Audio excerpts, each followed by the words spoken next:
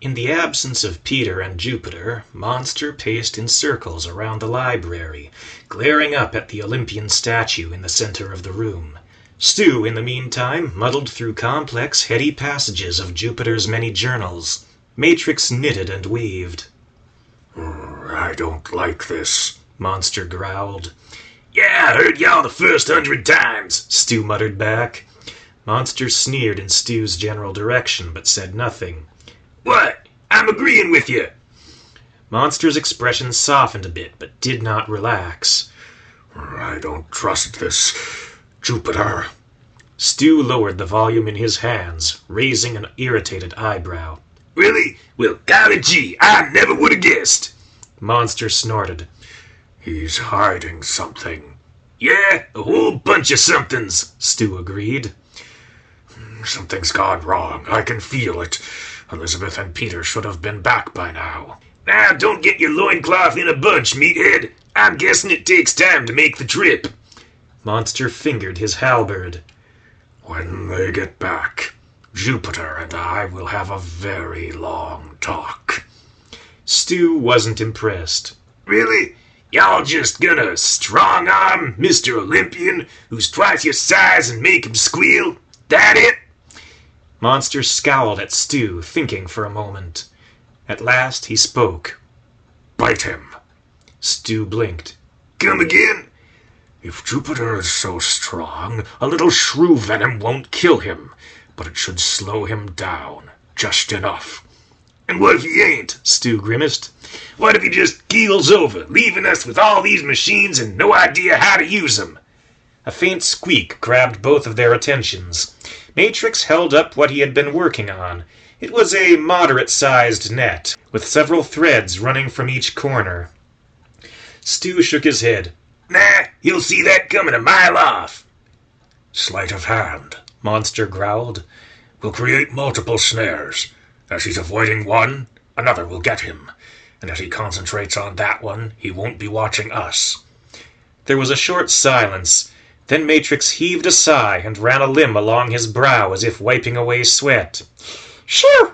Yeah, Stu agreed. We can't outthink the guy, and we can't outmuscle him. Let's face it, we need Pete on this one. And while we attend to the matter of Jupiter, Monster muttered. Yeah, who knows what's up with Elizabeth? Monster growled. Sleight of hand. Distractions. The sound of a door closing heralded the return of the two rats. Monster turned towards a section of shelves which concealed the entrance to the library, his brow furrowing as he waited for it to open. Well, Stu remarked, if y'all are gonna do something, now's the time. Monster shook his head. There's no time now, unless... He nosed about the shelves, eventually spotting a thin crack between two sections of shelves, and took up a position on the other side. What he didn't realize, however, is that he was standing in front of the door rather than to the side. The moment it opened, he was knocked over with a yell. Peter poked his head in and tipped his cap. I beg your pardon, Mr. Monster. I didn't realize you were there. Monster grunted a faint "never mind" and staggered back to his feet. Much to Monster's, Stu's, and even Matrix's surprise, the two rats had not returned empty-handed. There was a mouse with them. Just not Elizabeth. It would appear Bess made a friend, Peter explained. Monster growled as he shot a suspicious look Stu's way. Like I said. A look of intense displeasure crossed Stu's face as he glanced from the strange mouse to Jupiter, and finally Peter. And y'all didn't find no sign of Elizabeth? The lab mouse stared wide-eyed up at Monster and then cautiously inched away from the giant mouse. Oh, of course, Peter gasped. I nearly forgot. This is Monster, another of Bess's friends, and Stu the Shrew, and of course my traveling companion, Matrix. And who is this? Monster growled. Peter glanced to the new face and raised a curious eyebrow. I don't actually know his name. As near as I can gather, he has none. I was the Alpha, he began. Yes, before Elizabeth came and took your place. Peter cut him off. Well, we shall have to call you something. Peter rubbed his chin for a moment. Wallace? No, you don't look like a Wallace. What about Benjamin? Just Ben for short. Hey, Stu exclaimed. don't name him, then you'll get attached to him, and then you'll want to keep him. Ben, the former Alpha, gazed long and hard at Peter. Are you my father? Peter gaped for a moment. Well, no, I'm a rat, of course, and you're a mouse. Will you be my father? Peter grinned uncomfortably. Well, I say, this is highly irregular. The sound of Monster forcefully clearing his throat brought them back to the matter at hand. Elizabeth, where is she? Yes, of course, Peter sputtered, turning his attention back to the matter at hand. Well, it would appear she left some time before I arrived, in the company of a rat. Dr. Chuckles, as he calls himself. We call him Demon, Ben added. Yes, quite. Rather an unsavory fellow, by the sound of it. Monster and Stu locked eyes, each one appearing to arrive at the same conclusion at the same time. The other workshop. The one we passed through on our way in, Monster suggested. Indeed, that would seem to be the obvious starting point, Peter agreed. Well, then what are we waiting for? Stu exclaimed, rushing for the open door. He rammed headlong into the haft of Monster's halberd as the large mouse brought it down in front of Stu. You stay here, Monster ordered. Addressing Peter, he added, You and Jupiter, with me. Why do I have to stay behind? Stu protested. Monster's answer was a phrase that was becoming all too familiar. Sleight of hand. Stu's expression immediately brightened. Oh, yeah, I get it now. Jupiter eyed the two for a time. What is this sleight of hand business you keep going on about? None of your concern, Monster growled back. If everything works out, you'll never know it mattered. Jupiter wasn't satisfied. I'm not sure I like the sound of that. Monster's lips split open in a snarl, but before he could say anything more, Peter spoke up. I agree with Monster. The air vents are dangerous places, and I wouldn't want Stu to get blown away if the system should come on. Peter punctuated his comment with a very pointed look in Monster's direction. As for you, Peter now turned to Ben. I would prefer it if you remained with Stu. I didn't rescue you from the Utopia just so you could be sucked to your death in a wind tunnel. But what about... Ben started to protest. Peter interjected. As your foster father, I must insist. Ben pouted, but ultimately hung his head, resigned to his place. Okay. Matrix squeaked. I would prefer it if you remained here as well, Peter answered. These two need some adult supervision, you know. Let us be off, Peter announced, the arrangements having been made. Yet as he made a move for the door, Jupiter did not follow, but instead stood his ground, shifting his weight uneasily. If it's all the same to you, the rat mumbled, I'd much rather wait back here. Someone needs to look after your friends, yes? Monster's answer came in the form of the tip of his halberd, pressing into the small of Jupiter's back.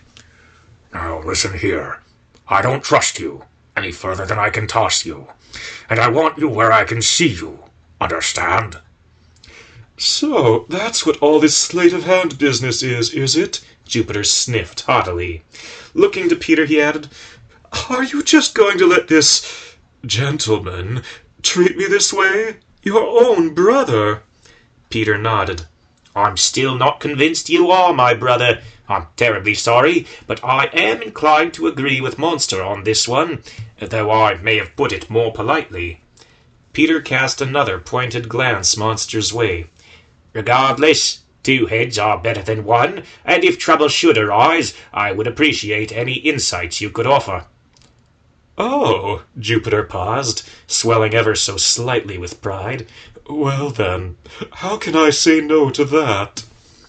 With that, the matter was settled, for the most part.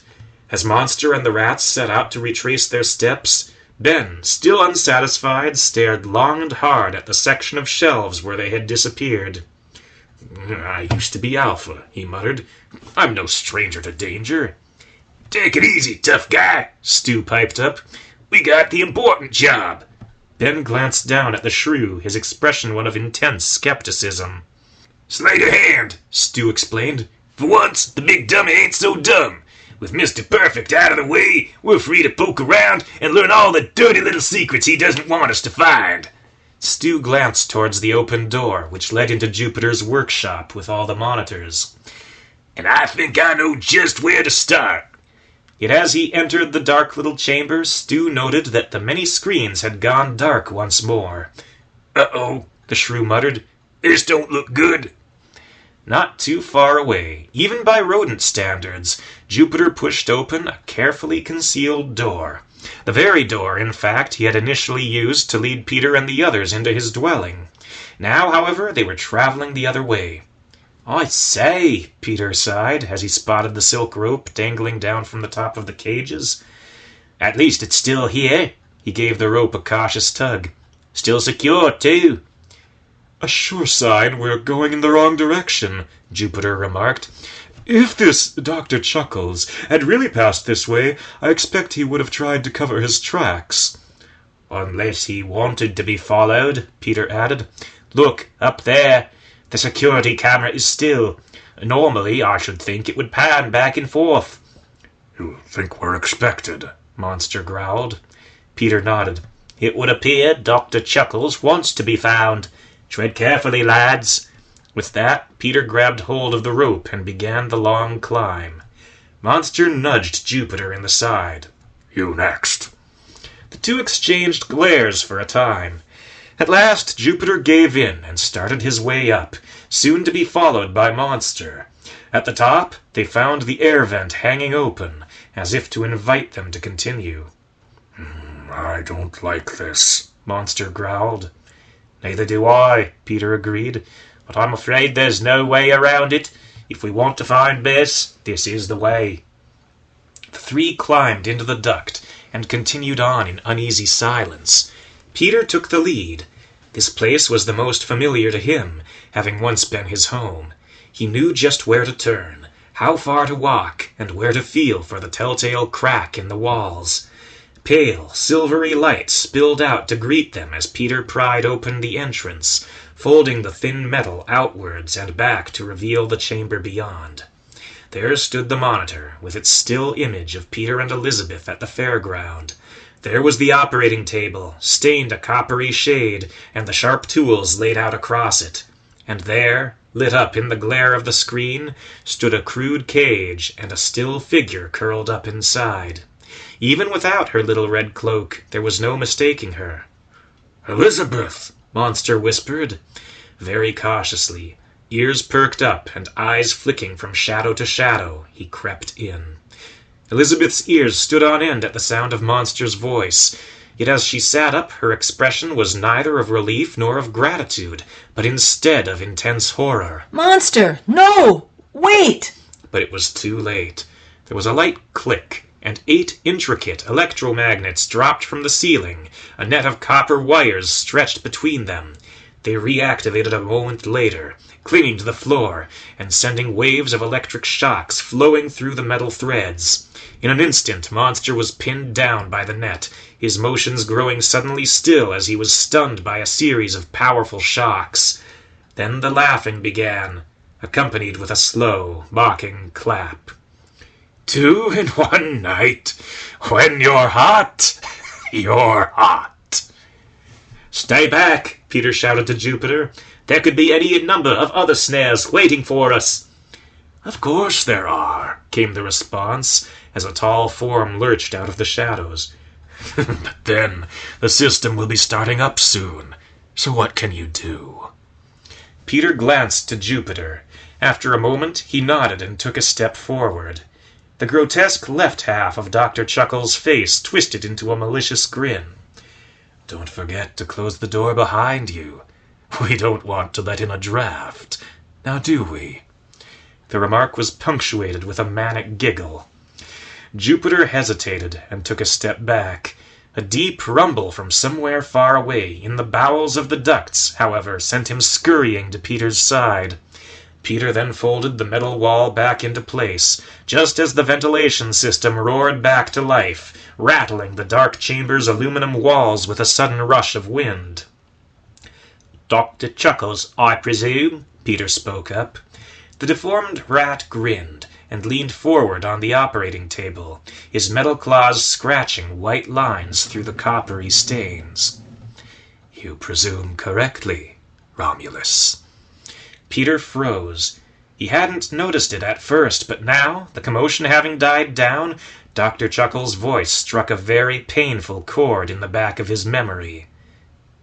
Romulus? Peter glanced to Jupiter. Say my name. Jupiter blinked. I beg your pardon? Just do it, Peter growled. Say my name. Jupiter shrugged. Romulus? Peter looked back to Dr. Chuckles, eyes wide with horror and pain. Something the matter, brother? Peter nodded. Everything, Remus. He turned back to Jupiter, blinking, appearing to be on the verge of tears. You lied. Once again you lied. What? Jupiter exclaimed. No! Don't listen to him. He's trying to get in your head. Play us against each other. I know I've done it before.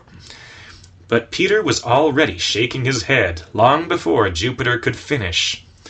I know that voice. Maybe I always knew. I just didn't want to. Ah, Dr. Chuckles sighed in mock sympathy.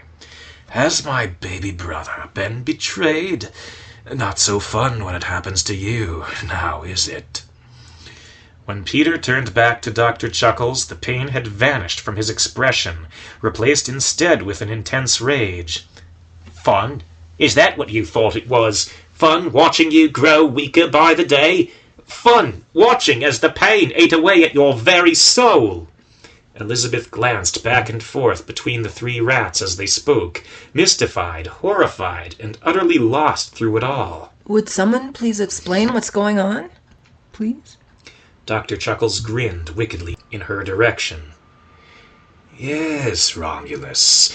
Please, explain to the dear lady. Peter gazed a very long time into Elizabeth's eyes. Then he looked to Dr. Chuckles, and then Jupiter, and back again. At last he sank back against a wall and buried his face in his hands, shaking his head.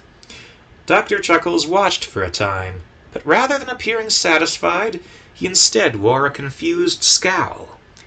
What's the matter, brother? Do I smell remorse? Peter nodded, wiping his eyes. What?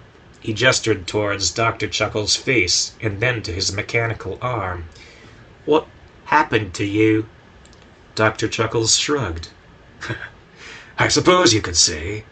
Life happened. I lived, I suffered. My mind expanded, my body withered. And the pain. Dr. Chuckles shuddered, rubbing his shoulder with the flat side of his metal fingers. The pain just went on, and on, and on. Finally I came back. Dr. Valencia did this to me, I thought, so surely he could undo it. Did he? Elizabeth asked. She had grown intensely curious in spite of herself by now. Her face was pressed up against the bars of her cage as she stared out at the standoff with grim fascination. Did he undo it? That insolent grin returned to Dr. Chuckles' face in force as he looked over his shoulder in Elizabeth's direction. Why, of course. I walked right up to him and said, Doctor, I have a terrible problem. Can you help me? And he said, Of course, son. And he whipped up a cure for my condition on the spot. And now everything is flowers and sunshine. The grin vanished in an instant. No, he just locked me away, and he studied me. He just watched and took notes, while I lay there, writhing in my own waste. Turning back to Peter, Dr. Chuckles grinned. So, I took matters into my own hands. At this, Dr. Chuckles fingered the bloated, cancerous half of his face with his metal hand. And he gave a savage chuckle. That's life. Peter gulped. After a short silence, he spoke. Then, did you find a cure? Dr. Chuckles slowly shook his head, never taking his eyes off Peter. A great ape once said, "That which does not destroy me only makes me stronger." I ran many tests and tried many cures. I'm still in pain. But now I'm stronger. All at once, a look of intense rage flashed across Dr. Chuckles' face. And where are you going? Elizabeth and Peter had nearly forgotten about Jupiter. Through the entire exchange, the rat's demeanor had grown increasingly panicked until, at long last, he could take no more. Jupiter dashed for the crack in the wall, intent on prying it open and making his escape. With a shout of fury, Dr. Chuckles brought his foot down on a metal plate, which sat just behind his operating table, and the entire chamber lit up as threads of electricity surged outwards from the plate, along a grand spiderweb of exposed wires. Peter yelped as he collapsed. Monster howled with renewed pain, and Jupiter hit the floor just as his fingers managed to hook their way into the slit in the wall. Peter! Elizabeth cried out. Monster! In a deceptively quick, fluid motion, Dr. Chuckles slithered around the side of the operating table and darted over to Jupiter. He seized the prone rat by the neck in his metal talons. I don't recognize you. Tell me, what's your part in all this? Part? Jupiter murmured, momentarily dazed. I'm... Dr. Chuckles swatted Jupiter across the face with the back of his real hand. Snap out of it! I want answers! Then maybe you shouldn't have shocked him, Elizabeth muttered. Dr. Chuckles glanced in her direction and smirked. My lady, what a sharp tongue you have. The sensation of Jupiter beginning to struggle in Dr. Chuckles' grip drew his attention back to the other rat. Welcome back, sir. I was beginning to miss you. Jupiter shook with terror as he stared up into the grinning face of Dr. Chuckles. I'm no one. My part in all this is purely incidental. Dr. Chuckles cocked his head to the side. Incidental, you say? I don't believe you. With that, Dr. Chuckles lurched towards the operating table, dragging his captive after him. Let's try this again, shall we? Tell me everything about yourself, starting with your connection to dear Romulus. He's our father, Peter blurted out. Dr. Chuckles paused, casting a curious look towards Peter. I'm listening. Peter winced as he staggered to his feet. He was taken from us before I was born. He doesn't have anything to do with me or you. He was overjoyed to finally meet me after all these years. I see, Dr. Chuckles grunted. Looking down at Jupiter, he asked, Is this true? Jupiter nodded emphatically in answer. You're lying. Jupiter cried out in pain as another wave of electricity washed over his skin. Remus, no! Dr. Chuckles glanced over his shoulder to Peter. You care for this waste of flesh? Peter nodded. I do. This thing that has fed you nothing but lies? Peter nodded. I don't know if anything he's told me is true. I don't know if he's our father, brother, or a man from the moon. I just don't want to see him suffer. Oh, you don't want to see him suffer, Dr. Chuckles repeated, a grotesque look of rage sweeping across his face. And why was I so unworthy? Jupiter cried out as threads of electricity whipped across his skin, leaving him gasping for breath. Peter couldn't help looking away. Now, Dr. Chuckles breathed, turning back to Jupiter, one last time.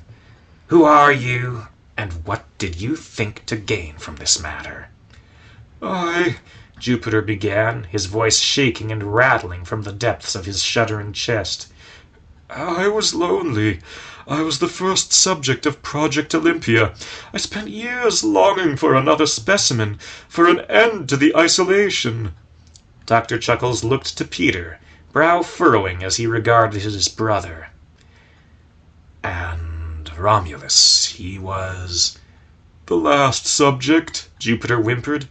He received the final formula, the perfected formula. Dr. Chuckles closed his eyes, smirking faintly. This Project Olympia, who was the scientist that worked on it? Dr. Antonio Valencia, Jupiter answered. Dr. Chuckles released his hold on Jupiter, letting him drop coughing and spluttering to the floor. I believe you. Dr. Chuckles leaned onto the operating table, resting on knuckles both living and metal. There's just one thing I don't understand. Why are you so mundanely dull? Jupiter looked up at Dr. Chuckles. Me? Dull? Sir, I'll have you know. Dr. Chuckles cut him off with a harsh glare. Then he drew back his lips, tight against his chipped and yellowed teeth in a horrific grin. Sir, my, isn't that telling? But yes, I do mean dull. Look at me. Sir! Dr. Chuckles motioned to his metal arm, his tail, and then to the malformed half of his face. Romulus received the perfected formula. I was given an earlier iteration. And you claim to have been the first? Am I the only one who sees a little inconsistency here? Peter's ears perked up as he caught his brother's reasoning. Your notes! So, you really did suffer side effects, and you really did find a cure. Or I lied about that too, Jupiter gasped. He glanced desperately from Dr. Chuckles to Peter and back. I'm just a normal rat, no smarter than anyone else. Dr. Chuckles laughed aloud at the suggestion. If you really expect me to believe that, it must be true. Dr. Chuckles turned around and leaned back on his elbows. You're lying again. I've got glimpses of your little setup. You've found a way to communicate with the great apes, haven't you? And you've found an even better way around their cameras than I did. In all my years here, I haven't seen you on screen once. He lives in the walls, Peter piped up. Yes, that would explain it. And as for your relationship with the great apes, would you care to explain that? Jupiter gulped. Well, the trick was just to lower the pitch and speed of my voice, and increase the pitch and speed of theirs. From there, I became a scientific curiosity. I suppose they kept me around for the sheer novelty of it. Scientific curiosity. Sheer novelty. Dr. Chuckles repeated, gazing off into space. He grinned down at Jupiter and shook his head. How about a little game I like to call Truth or Pain? You tell me the truth, or I cause you pain. Dr. Chuckles heaved Jupiter off the floor and brought him down with a crash on the operating table. Out with it, now, or I'll play another little game called Operation. He seized up a scalpel and pressed it against Jupiter's throat. If you were a novelty, you'd be in a cage with all the other specimens. You wouldn't be making requests and getting transportation on demand. Yes, Father, if you really are my father, I saw your little trip to the Utopia. No! Elizabeth cried out. Don't! Only if he lies again, Dr. Chuckles cackled, his eyes never leaving his victim. As long as he's honest with me, there's nothing to fear. Elizabeth looked to Peter. Do something. Anything. Yes, brother. Dr. Chuckles leered at Peter. Do something. Make my hand slip, and then we can clean up the mess together. Dr. Chuckles grinned in the face of Peter's helplessness. Don't worry. I have no intention of hurting him. Turning to Jupiter, he added, "Because you're not going to lie to me, are you?"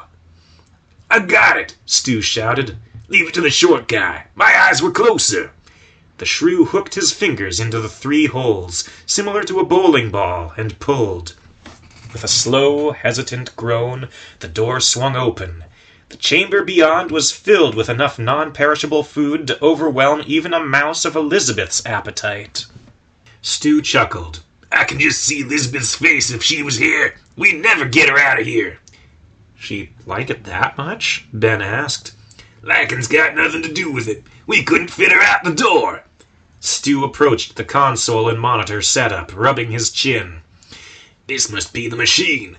Glancing back to Ben and Matrix, he added, "I did me a little eavesdropping earlier. The rats talked to a great ape." Stu tapped a dial absently. "Let's see now." "What are you doing?" "I'm gonna see if I can learn anything from the apes. Do a little snooping behind old Saturn's back." "I thought his name was Jupiter." Jupiter, Saturn, same difference." All at once, the screen lit up, displaying a still image of a room with a table piled with curious instruments.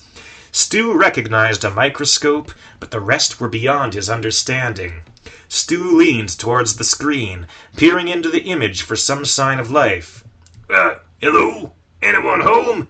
A huge face lurched into view, wearing a pair of thick, round spectacles, its mouth obscured by a bushy orange mustache. Stu staggered backwards with a yell of surprise. "You're not Jupiter," the ape announced. No, I'm Stu the Shrew." The ape furrowed his brow. "Where is Jupiter?" "Out," Stu answered. he ain't here." The ape grunted. "Are you sure? He's a wily one. I've played him in chess. You don't want to do that." "Yeah, I'm sure. Well, I saw him leave with a couple buddies of mine, and believe me, he wouldn't want to mess with them." The ape pulled up a chair and leaned forward, folding his hands under his chin. "And now you're looking into his affairs. If I didn't know better, I'd think you didn't trust him." "Of course." "And you want to know what he's hiding." The ape smirked. "And Jupiter won't be pleased if I tell you, and we don't want to displease Jupiter." "What, he got something on y'all?" The ape nodded. "Of course. Not just us. Our funding is quite secure as well. If it weren't for the near-universal blackmail, I might actually enjoy the whole arrangement." "Why's that?" "Our work takes money," the ape explained. "Money calls for results. Normally, at least. Thanks to Jupiter, however, we could just stand on our heads all day, and the resources would still come rolling in. His fingers reach far beyond these walls. It's a scientist's paradise." The ape sighed and rolled his eyes towards the ceiling. "Or it would be if not for the constant injections." "Injections?" Stu repeated. "What injections?" They experimented on us, Jupiter continued. I experimented on them.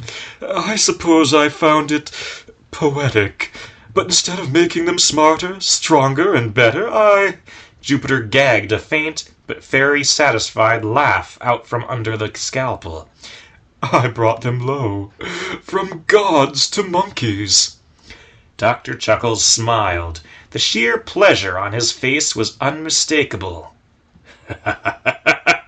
Now I know you're my father. Jupiter managed an awkward smile of his own. I never fully cured them, but I have managed to bribe them with a treatment to suppress their symptoms. Dr. Valencia was the first. He resisted, of course, but his morals faded quickly enough as he devolved into a chimpanzee in a lab coat. From there, it was just a matter of getting him to infect the others. Dr. Chuckles leaned close. I like your style. Peter and Elizabeth, however, were horrified. They gaped, unbelieving, as Jupiter and Dr. Chuckles broke into an uneasy fit of dueling laughter. And this has been going on how long? Dr. Chuckles giggled. 6 years, Jupiter gasped. 6 years, Dr. Chuckles repeated, shaking with mirth. Jupiter nodded, finally starting to relax. 5, actually. It took me a year to perfect the retrovirus. Dr. Chuckles gave a final laugh and then abruptly went silent, his face twisting into a horrifying scowl. I've been here 4 years. Jupiter paused, his laugh dying in his throat. So, when I returned, you were running the show, Dr. Chuckles snarled. Then perhaps you can explain this? He motioned to his face. Jupiter shook his head, the terror returning to his eyes in force. Dr. Chuckles answered with a paper-thin slash into the flesh of Jupiter's shoulder, drawing a yelp of pain from his victim. Don't lie to me, Daddy. I've seen your little camera system. The moment I was put back in my cage, you knew. And I still had my arm back then, so Dr. Valencia would have seen my identification number. Dr. Chuckles bared his teeth as he loomed close. So maybe you can explain. Where's my cure? Jupiter squeezed his eyes shut and shook his head, squeezing as flat against the table as he could manage. Truth or pain, Pops? Dr. Chuckles breathed, brandishing his scalpel just inches from Jupiter's face. Truth or pain? Choose! At last, Jupiter faintly whimpered an answer. It wasn't a priority. Dr. Chuckles fell silent. What? There were other things, Jupiter whispered. Other projects I wanted him to focus on. You weren't one of them. Jupiter braced himself and waited for the end, yet it never came. There was a metal clatter as the scalpel dropped to the table. When Jupiter opened his eyes, he saw Dr. Chuckles facing away from him. The rat staggered to the nearest wall and leaned heavily against it. Then he began to laugh, but it was like no laugh any of them had ever heard before. Dr. Chuckles? Elizabeth spoke up. Are you all right? Dr. Chuckles' tail rattled violently as he whirled about, cackling like a madman. Yet though his mouth had pulled into a nightmarish grin, tears were streaming from his eyes. My dear lady, I believe I promised you a lesson in evil, did I not? Well, here it is. He pointed an accusing metal claw at Jupiter. Evil neither loves nor hates, for either would require it to actually care about something beyond itself. No, evil simply uses. And once the subject of that use has had its use used up, it is tossed aside like a bit of unwanted trash, a lifeless husk, hollow, spent, corrupted. Evil. Jupiter stared in horror as Dr. Chuckles staggered past him. The rat gave a sharp rap against the side of the table as he passed. Get down from there, Dad. In spite of his pain and his many cuts, Jupiter obeyed, wincing with every motion. I'm glad we had this little chat, Dr. Chuckles remarked. He spun about and drew a metal claw across the twisted half of his face, drawing just the faintest trickle of blood. Now I understand this. Now I realize I've hated an innocent ape all this time. Now I see the funny side. He punctuated his remark with an insincere laugh. Then Dr. Chuckles burst into a fit of mad giggles. A moment later he abruptly fell silent. A look of intense disgust crossed his face as he regarded Jupiter and Peter in turn. Now, here's what's going to happen. At this, Dr. Chuckles staggered over to Elizabeth's cage. You want your pretty little friend set free, correct? And I want to be cured. You two are going to right what you've done wrong. Or no more pretty little friend. Dr. Chuckles struck his claws against the side of the cage, sending sparks flying on impact. Elizabeth scurried in panicked circles to avoid the sparks, eventually retreating to the center of the cage. But you said you wouldn't hurt me. Dr. Chuckles glanced down at her and shrugged innocently. Well, I lied, now didn't I? People do that all the time here. Lie, lie, lie. You can't believe a thing you hear these days. Peter cautiously crept forward to help Jupiter to his feet. Very well, brother. We'll do what we can. Ah, you'll do what you can, will you? Dr. Chuckles sighed in mock sympathy. Well, you have 24 hours to do it. Now go. 24 hours? Peter repeated. But what you're asking, it could take years. Well, dear old Daddy has had years now, hasn't he? Too bad he squandered them. Now his time is considerably shorter. We'll need a sample of your blood, Peter added, for testing. Dr. Chuckles raised an eyebrow. Quick as a flash, he whipped out a syringe and plunged it into his living arm. Will this do? He asked, as a dull, reddish liquid bubbled up in the attached vial. Peter gulped uneasily and nodded. Dr. Chuckles grinned and held out the phial of blood in his metal hand. Then come and get it. Peter hesitated and took a step forward. Not you! Dr. Chuckles barked, withdrawing his hand. He nodded to Jupiter. I want you to come for it. Jupiter glanced uneasily to Peter, who simply nodded. Do it. Dr. Chuckles' grin broadened as Jupiter approached, cautiously picking his way through the tangle of wires. Don't be shy, Father. Come closer. Jupiter paused a moment and then obeyed. Closer. Another step brought Jupiter within arm's reach. Closer! Now Jupiter was nearly nose to nose with Dr. Chuckles. The twisted rat finally held out the phial of blood, but as Jupiter took it, Dr. Chuckles did not let go. He fixed Jupiter with a malicious stare. There will be a reckoning. I promise.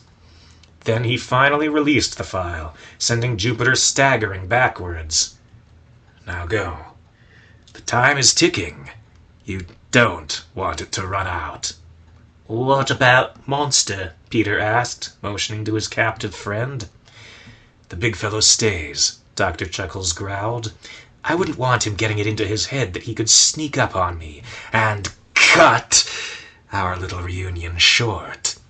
After a moment's hesitation, his face twisted into a false grin. Still here? I said go! Peter and Jupiter scurried for the exit, prying open the stubborn flap of metal in a sudden panic. For a time, the ducts echoed with their rapid, retreating footsteps. Then they were simply gone, leaving Elizabeth alone once more with her maniacal captor. She gulped as she watched him, staggering around the side of his table, his mad cackling often faltering with a sound faintly reminiscent of sniffling. He would pause frequently for breath, followed with a sigh that would once more give way to compulsive, mirthless laughter.